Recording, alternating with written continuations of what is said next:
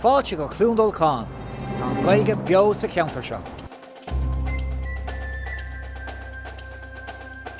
Tá an Gaeilge ag dul ó neart go neart an seo Chluain Dolcáin. Tá mar é nach raibh méid sin Gaeilge le clós agus mise ag teachta níos an seo insa na dúthe seo. Ní bheith an teomantas céin agam sa don Gaeilge. Nu bhfuil an Gaeilge gom nar tháinig mé go dtí áras Chluain. Is sé dúchreide má hanga úsáid ag na Cluiche Olimpice sa Tokyo.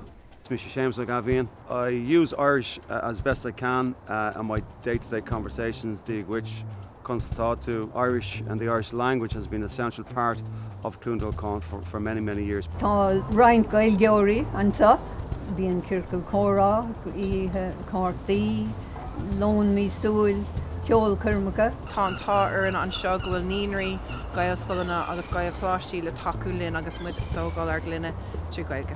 Tá antóir an Gaeilge an seo a Chluain Dolcáin agus tá lán sim ag na tiismthirí a chuipáistí a thógáil trí Gaeilge. Níl sé riomhró lua an splanc a lasa.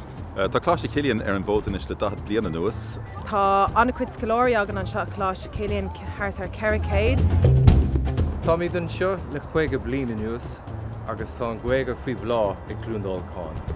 Tá tradiisiún na Chluain Dolcáin i dtéann na Gaeilge agus an cultúr go generalta agus bhí sin ag gcónaíán ar bhí mé fásta níos agus tá sé ag airí níos láidir in an léon áir. Is thosaigh mé ag feill an Gaeilge san áras Chluain cúpla bliain ó shin, agus inis is ifig ag Gaeilge mé sa club.